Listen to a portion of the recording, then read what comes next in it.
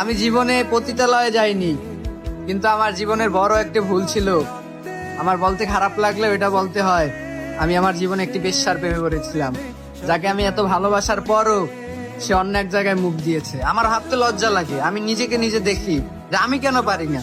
আমিও তো চাইলে আরেকটা মেয়েকে ভালোবাসতে পারি, আরেকটা মেয়ের সাথে যেতে পারি, কিন্তু আমার ভিতর থেকে দ্বিধাবোধ আসে। আমার ভিতর থেকে আমার নিজেকে নিজে আমি বলি, কিভাবে আমি একজনকে ভালোবেসে আরেকজনের কাছে কিভাবে যাব?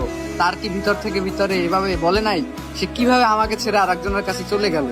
আমি চাইতেও কারোর কাছে যাইতে পারি না, তাকে ছাড়া না চাইতেও যাইতে পারি না। আর সে আমার কথা একদম না ভেবে আমাকে ফালিয়ে রেখে সে আরেকজনের কাছে চলে গেল। তাই মেয়ে জাতেই এমন হয় ভাই, মানে পুরুষের শত ভালোবাসার পরও সে যে তাকে ভালোবাসে তার মধ্যে সে ভালোবাসা খোঁজেই না। যে পাবে, ভালোবাসা খুঁজলে তো মানুষ পায়, সে ভালোবাসা খুঁজবে এমন একজনের কাছে গিয়ে যে তাকে ভালোবাসে বলতে আমার থেকে আরো বেশি ভালোবাসে না ভাই সে তাকে, কিন্তু তবুও সে তার মধ্যেই ভালোবাসা খুঁজে পায়।